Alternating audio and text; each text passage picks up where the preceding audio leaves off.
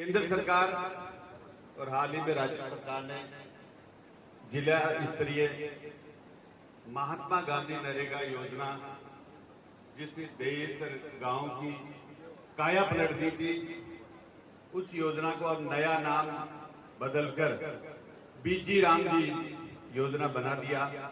इस योजना के शुभारंभ के शुभ अवसर पर हमारे बीच में राजस्थान के और भारतीय जनता पार्टी के लोकप्रिय नेता और हाल ही में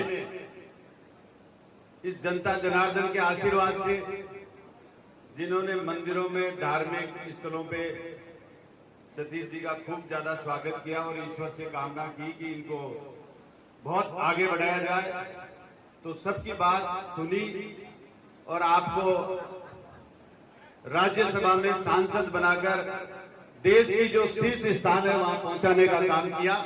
इसके लिए हम सबकी तरफ से और खास तौर पर आमेर की जनता की तरफ से आपको बहुत बधाई और शुभकामनाएं।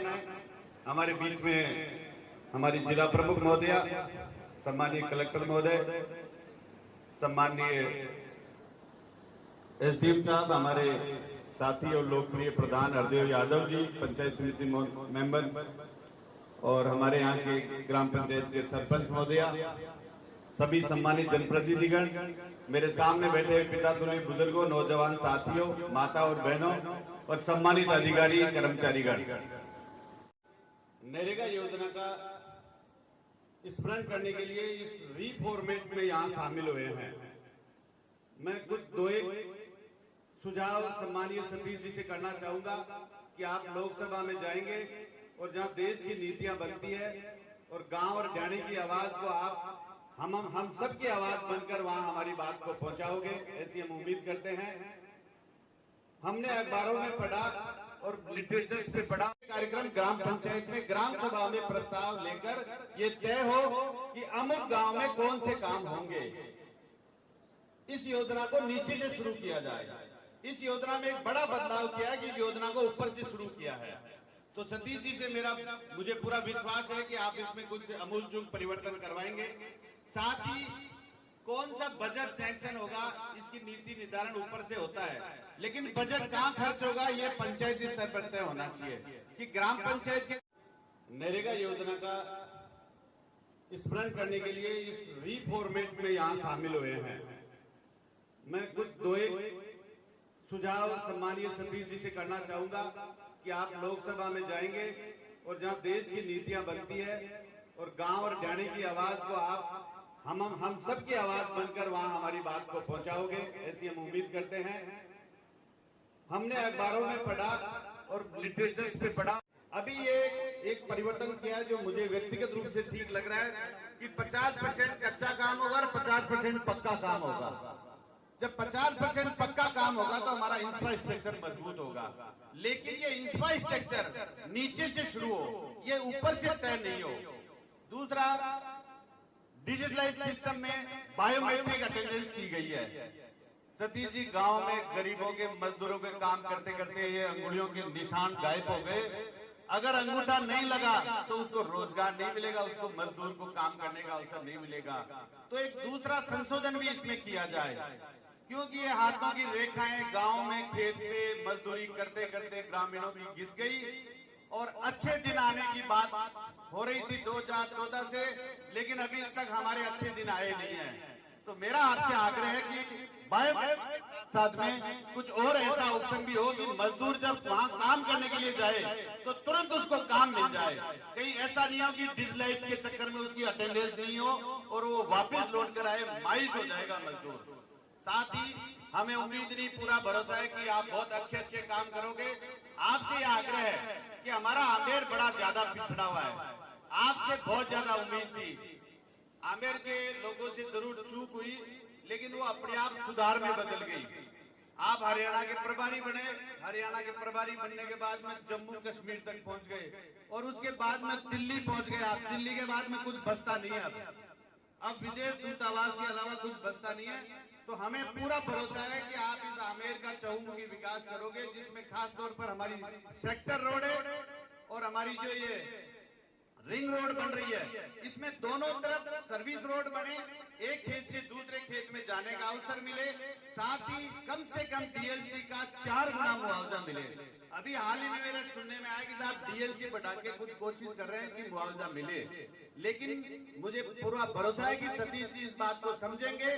आप जयपुर जिले का हर व्यक्ति आपसे व्यक्तिगत जुड़ा हुआ है, गांव खेत ढाणी का अधिकांश लोगों को तो आप बाई नेम से जानते हो, तो आपसे ज्यादा इस क्षेत्र की समस्या को कोई दूसरा सुनने वाला नहीं है। सांगानेर में विकास हो रहा है, विद्याधर में हो रहा है, लेकिन आमेर आपकी तरफ देख रही है।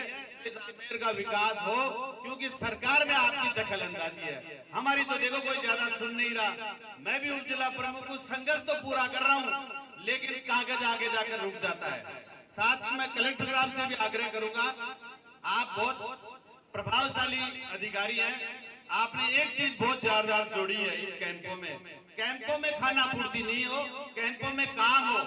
गांव के व्यक्ति जाए तो अधिकारी खड़ा होकर उसका वेलकम करे, उसकी बात को सहज और सरल तरीके से समझे।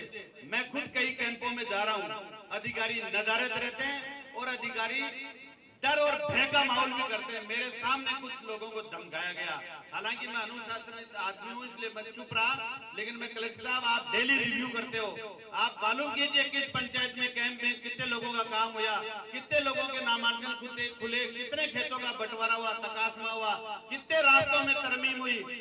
कलेक्टर साहब मैं आपका ध्यान आकर्षित करूंगा, जयपुर जिले में जितनी पीडब्ल्यूडी की रोडें बनी हुई है, नरेगा की रोडें बनी हुई है, कृषि उपज मंडी की सड़क बनी हुई है, एमपी एमएलए लैंड की सड़कें बनी हुई है, लेकिन राजस्व रिकॉर्ड में तरमीम नहीं है। मुझे पूरा भरोसा है कि आप बहुत ही अच्छे से चीजों को समझ रहे हो। जितेंद्र सोनी जी ने बहुत अच्छा शुरुआत की थी कि रास्ता खोलो अभियान, रास्ते तो खुल गए लेकिन उनमें वापिस अतिक्रमण हो गए।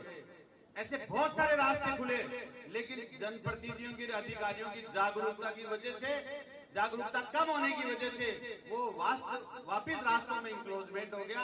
ये सब हमारे लिए तकलीफ का विषय है। तो मैं कलेक्टर साहब से 2 बातें कहकर मेरी बात समाप्त करूंगा कि कैंपों में ये कैंप बहुत इंपॉर्टेंट है, हमारा बहुत बड़ा मैन पावर इसमें लग रहा है। कितने अधिकारी कर्मचारी कार्यालय छोड़कर उस कैंप में बैठे हैं, एसडीएम से लेके तहसीलदार तमाम अधिकारी वहां बैठे हैं, लेकिन हमें देखना चाहिए कि दिन भर में कितना काम हुआ, क्या वास्तव में लोग कब आएंगे जब लोगों को लगेगा कि इस कैंप में काम होगा। और मैं जनता से भी आग्रह करूंगा, जनप्रतिनिधियों से आग्रह करूंगा, सामाजिक कार्यकर्ताओं से आग्रह करूंगा कि आप इन कैंपों में बढ़ चढ़कर भाग लीजिए। ये कैंप आपके लिए है, ये आपकी समस्याओं के समाधान के लिए पंचायत में इतने अधिकारी आते हैं, तो आप इस बात को समझिए।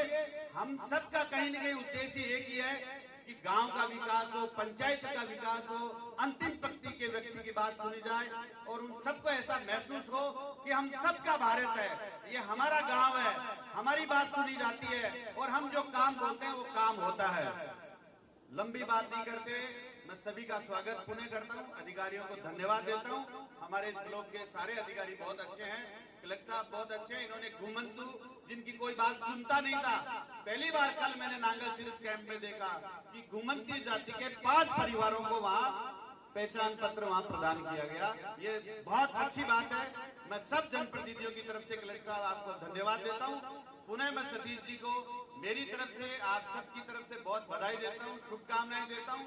आपकी अमित शाह जी से और मोदी जी से लगातार संवाद होता है, गांव का विकास हो, गांव के लोगों की बात सुनी जाए और हमारी यहाँ की सड़कें बनी जाए। गाड़ियां टूट गई, हम सबका जीवन थोड़ा अस्त व्यस्त हो रहा है, हम भी मुख्य धारा में आना चाहते हैं और हम चाहते हैं कि गांव के लोग जो शहर के नजदीक हैं उनके अंदर फीलिंग आनी चाहिए कि हम गांव में रहते हैं। गांव का चौमुखी विकास हो, बिजली, पानी, सड़क, शिक्षा, चिकित्सा, बुनियादी सुविधाएं लोगों को मिले, ऐसी हम सब लोग कामना करते हैं। पुनः आप सबको धन्यवाद। यहाँ हमारे मुख्य कार्यकारी अधिकारी महोदया भी है, इनका भी मैं स्वागत करता हूँ। बहुत बहुत धन्यवाद। जय हिंद, जय जवान, जय किसान, भारत माता की। संचालन महोदय को भी धन्यवाद। नाम तो लिया लेकिन थोड़ा सा क्रम तोड़ कर लिया, लेकिन इसके लिए धन्यवाद।